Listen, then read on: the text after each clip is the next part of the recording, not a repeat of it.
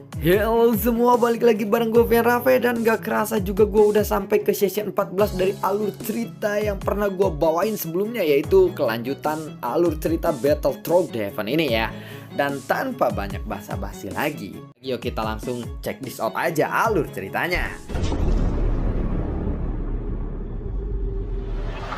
Di episode sebelumnya, Xiaoyan yang kembali ke ladang petir. Saat ini Xiaoyan berusaha untuk menyelamatkan Limar atau si bocah kecil reinkarnasi dari dewa petir kuno. Saat ini juga setelah memasukkan cahaya dari mata Black Phoenix, Black Phoenix pun lalu masuk kembali ke tubuh Xiaoyan. Dan setelah itu Xiaoyan pun lalu berkata, "Tuan, kamu tidak perlu khawatir dengan bakat Limar itu. Dia pasti akan berhasil melewati ini," ucap dari Xiaoyan. "Ya, kali ini aku juga sangat berterima kasih banyak kepadamu," ucap dari Laili. "Tenang saja, ini adalah sesuatu yang harus aku lakukan sebagai seseorang murid dari Dewa Petir, bukan? Dan aku juga yakin Limar ini pasti akan melampaui kemampuan dari kehidupan dia sebelumnya. Jika bukan karena bimbingan dari Dewa Petir, aku tidak akan bisa menjadi seperti ini.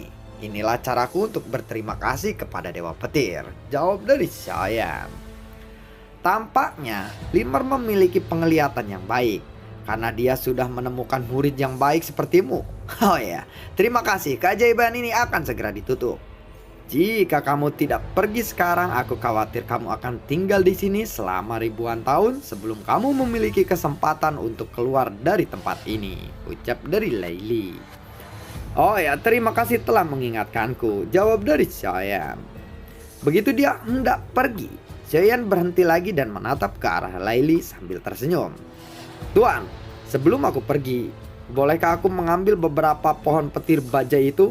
tanya dari Xiaoyan. Pohon-pohon petir baja ini tumbuh melalui kekuatan petir dan nilainya tidak bisa diukur. Kamu memiliki penglihatan yang sangat bagus, tetapi tidak mudah untuk mencabutnya, ucap dari Laili. "Jadi Tuan memperbolehkanku untuk membawanya?" tanya dari Xiaoyan kembali. "Kamu boleh mengambil sebanyak yang kamu bisa, tetapi jangan salahkan aku jika kamu tidak bisa keluar dari keajaiban karena terlalu sibuk mengambil pohon itu," ucap dari Laili lagi. Xiaoyan pun langsung tersenyum saat dia ingin hendak pergi. Lalu dia pun berkata di dalam hatinya, "Sepertinya dia meremehkan kemampuanku. Belum tahu dia," ucap dari Xiaoyan di dalam hatinya. Dan di tangan Xiaoyan ada 100 benang yang hampir tidak terlihat muncul. Dan saat ini Xiaoyan lalu melompat dan pohon petir baja langsung dipatahkan olehnya. Satu demi satu pohon petir baja itu pun tumbang dan Xiaoyan pun langsung mengumpulkan satu demi satu ke dalam cincin penyimpanannya. Situasi ini jelas membuat Laili terkejut. Pohon petir baja ini tumbuh sangatlah lambat. Masing-masing membutuhkan setidaknya puluhan ribu tahun, bahkan ratusan ribu tahun untuk mereka tumbuh. Namun, Laili melihat teknik Xiaoyan saat menambang atau menebang pohon-pohon petir itu seperti sedang memotong gandum saja. Kalau sampai Xiaoyan membawa terlalu banyak, ini akan menjadi bencana lagi buat Laili. "Hei nak, sepertinya itu sudah cukup," ucap dari Laili. "Tuan, bukankah Tuan tadi bilang memperbolehkanku untuk mengambil pohon ini sebanyak yang aku mau? Aku ingin mengambil sebanyak-banyaknya yang aku bisa dalam waktu yang sangat singkat dan tersisa ini," ucap dari Xiaoyan. Xiaoyan masih terus menebangi pohon-pohon itu. Karena sudah setuju, Laili pun tidak berdaya dan tidak bisa berkata apa-apa lagi. Saat ini Xiaoyan sudah menambang 50 pohon petir baja. Ini sepertinya sudah cukup dan Xiaoyan pun segera menghentikan aksinya. "Oh ya Tuan, terima kasih banyak," ucap dari Xiaoyan. "Ya, sama-sama, berhati-hatilah," jawab dari Laili. "Tuan, yakinlah ketika kita bertemu lagi, aku akan membawakan anggur terbaik untukmu dan kita akan mabuk bareng," ucap dari Xiaoyan sambil tersenyum lagi. Laili pun lalu menganggukkan kepalanya sambil melambaikan tangannya. Lalu Xiaoyan pun memberikan hormat kepada Laili dan segera meninggalkan ladang petir ranjau itu. Sementara itu, di luar keajaiban, banyak tim yang telah pergi satu demi satu, tetapi wilayah laut masih ada di sini. Dragon Scale King masih mencari orang yang telah membantunya, dan dia terus mengawasi semua tim yang keluar dari keajaiban itu. Mustahil. Mungkinkah itu hanyalah ilusi saja? Ucap dari Dragon Scale King sambil menampar pipinya sendiri. Itu bukanlah ilusi, orang itu memang sangat kuat, jawab dari Judy dengan serius, dan Dragon Scale King pun mengangguk. Penampilannya sangat aneh, tetapi sepertinya tidak asing. Dia seperti si anak pembohong. Anak pembohong jahat itu, ucap dari Dragon Scale King. Pembohong? Pembohong apa? Judy pun kebingungan. Ya, pembohong yang membohongimu, ucap dari Dragon Scale King sambil menatap ke arah Judy. Maksudmu orang yang muncul dalam keajaiban itu adalah Xiaoyan? Ucap dari Judy sambil terkejut. Mustahil, aku juga melihat orang itu dan dia tidak mirip sama sekali dengan Xiaoyan, ucap dari Judy lagi. Dia langsung menyangkal, sementara Dragon Scale King hanya tersenyum mendengar itu. Menurutmu, kenapa aku memanggilnya pembohong? Ini karena dia pandai dalam berbohong. Ucap dari Dragon Scale King. Dragon Scale King pun teringat akan kelakuan Xiaoyan yang selalu membuatnya marah, dan itu membuat jantungnya berdetak semakin cepat. Dia bilang kepadaku, tetaplah hidup. Siapa lagi yang bisa berkata seperti itu? Ucap dari Dragon Scale King sambil menatap Judy dengan sangat serius dan dengan mata yang berkaca-kaca. Perasaan semacam ini terasa aneh bagi Dragon Scale King, tetapi sejak berada di tubuh Nan Erming, dia sangat mengenal Xiaoyan dengan sangat baik. Jika aku bukan satu-satunya orang yang hidup, mereka yang masih hidup pasti sedang mencari kita satu sama lainnya, ucap dari Dragon Scale King. Kata-kata Xiaoyan memberikan kepercayaan kepada Dragon Scale King. Bukan hanya dia saja yang selamat dari keajaiban yang mengerikan itu. Dia mungkin telah pergi, ucap dari Judy sambil mengikuti Dragon Scale King yang sedang berkeliling untuk mencari Xiaoyan. Mustahil, jika dia adalah Xiaoyan, dia tidak akan pergi begitu saja, jawab dari Dragon Scale King. Pada saat ini, Dragon Scale King tiba-tiba mengangkat kepalanya dan ada sosok yang keluar dari keajaiban itu.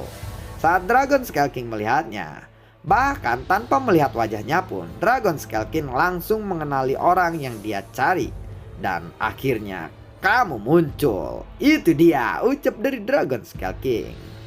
Saat Dragon Scale King hendak bergegas, tangan Judy langsung meraih Dragon Scale King karena sosok yang muncul itu sedang menuju ke tim aliansi dewa.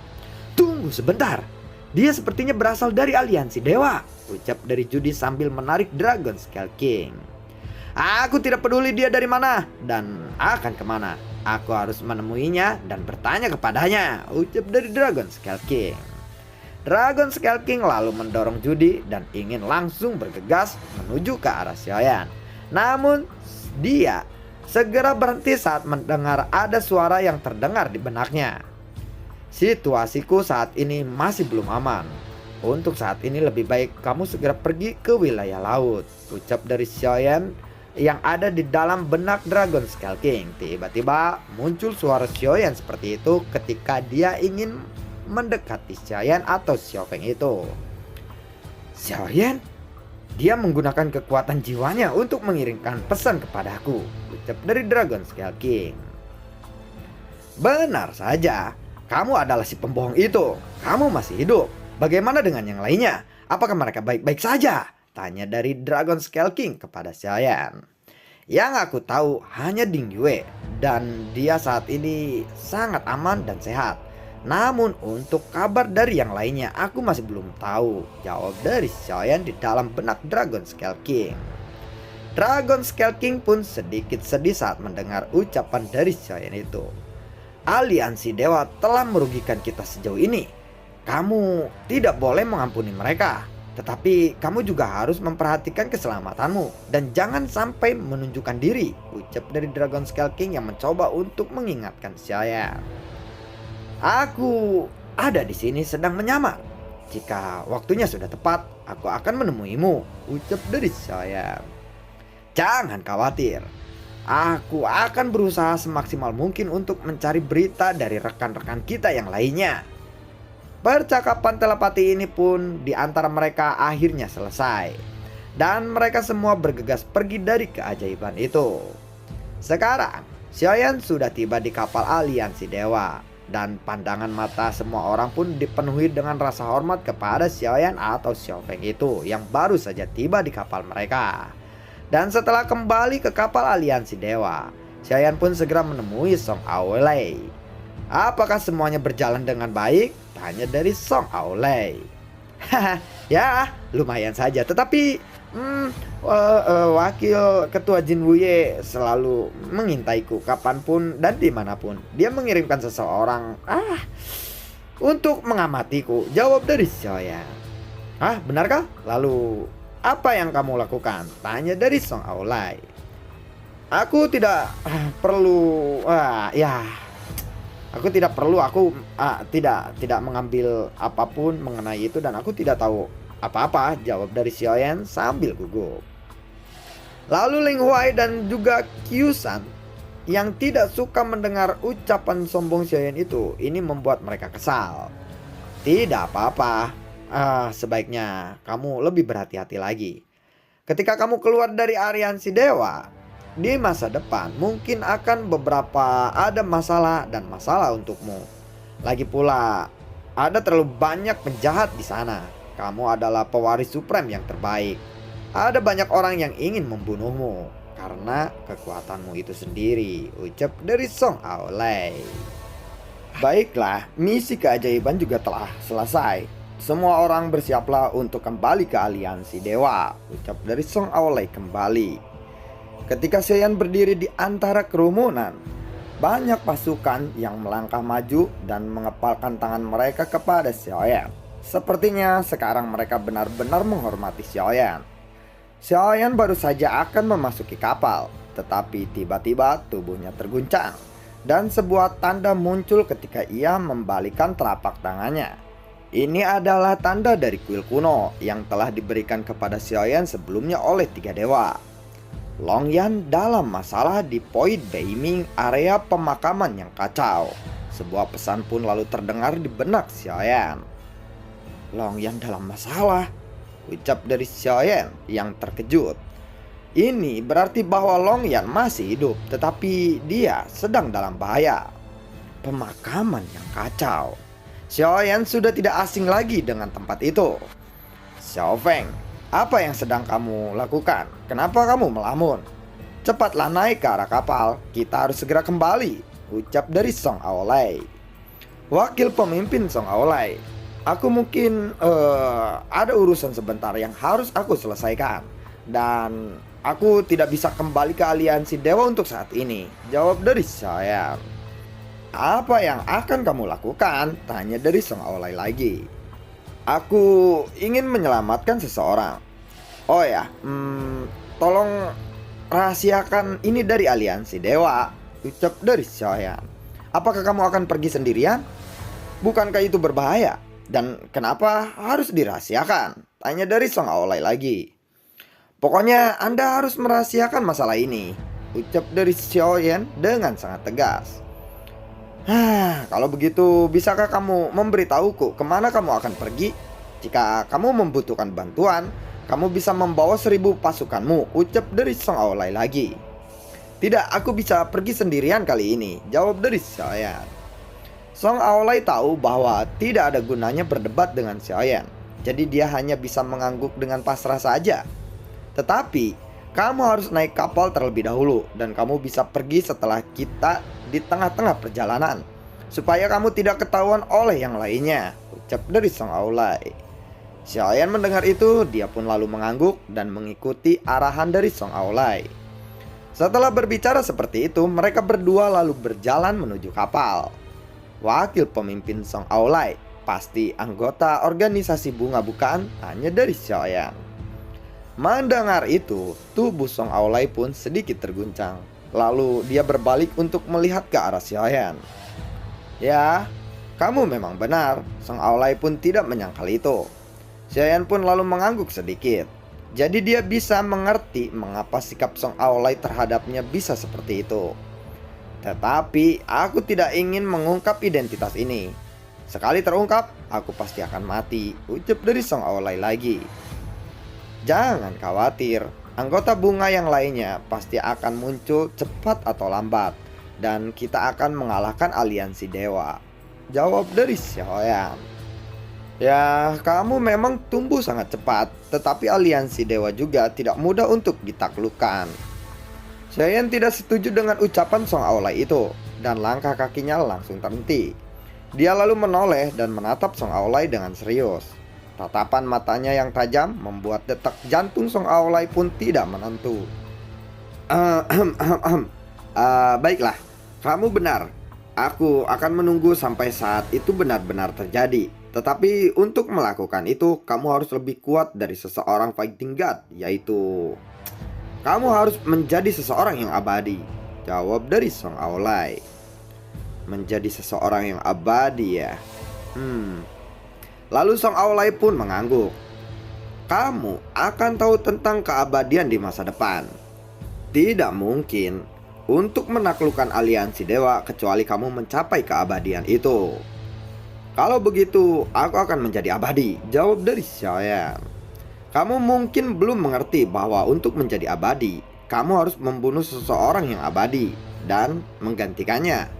Jadi hampir mustahil ada orang abadi yang baru untuk muncul, ucap dari Song Aolai lagi. Kalau begitu, aku akan membunuh satu orang yang abadi, jawab dari Xiaoyan. Tahukah kamu berapa banyak pemimpin aliansi dewa saat ini yang menjadi abadi? Jumlahnya sangat banyak. Bukankah fighting god bintang 9 pun tidak berhasil untuk menaklukkannya? Jawab dari Song Aolai dengan menatap Xiaoyan dengan sangat tegas.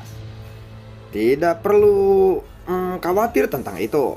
Jika hari itu tiba, semuanya akan mungkin saja terjadi, bukan? Ucap dari Xiaoyan.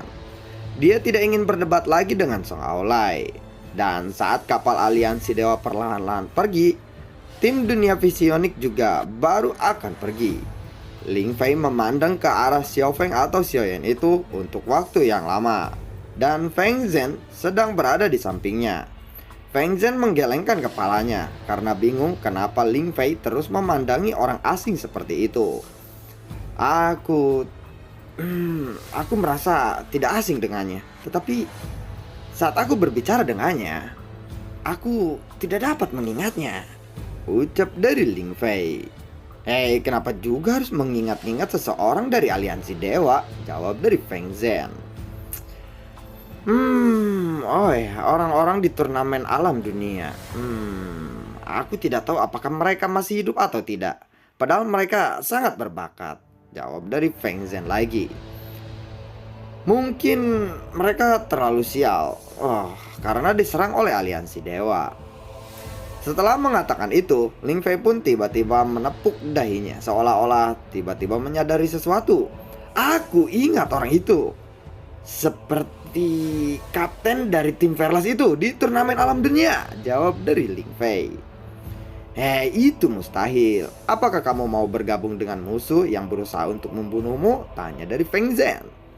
Itu mungkin saja, karena dia tidak bisa mengalahkan aliansi dewa. Jadi dia bergabung dengan aliansi dewa. Kapten tim Verlas bernama Xiaoyan. Betapa kuatnya dia selama pertandingan itu, bukan? Jauh dari Feng Zhen. Selain Xiaoyan, si tengkorak juga menarik dan kekuatan jiwanya bahkan lebih kuat daripada Xiaoyan itu, bukan? Ucap dari Ling Fei. Baiklah, kita juga harus pergi sekarang. Dan mendengar itu, Ling Fei pun lalu mengangguk. Dan lalu bagaimanakah kelanjutan ceritanya? Akhirnya mereka semua sudah keluar dari keajaiban. Lalu bagaimanakah nasib dari Long Yan saat ini, dan Xiaoyan akan berusaha untuk menyelamatkannya. Nantikan konten gue berikutnya dan semoga sehat selalu untuk kalian. Gue juga tidak lupa untuk selalu ucapin terima kasih banyak buat kalian yang sudah mendukung channel ini dari awal hingga saat ini. Dan gue juga selalu ucapin terima kasih banyak juga buat kalian yang sudah mensupport channel ini lewat link Saweria di bawah kolom deskripsi. Dan sampai ketemu lagi di video gue berikutnya. Assalamualaikum, semoga sehat selalu untuk kalian. Dadah.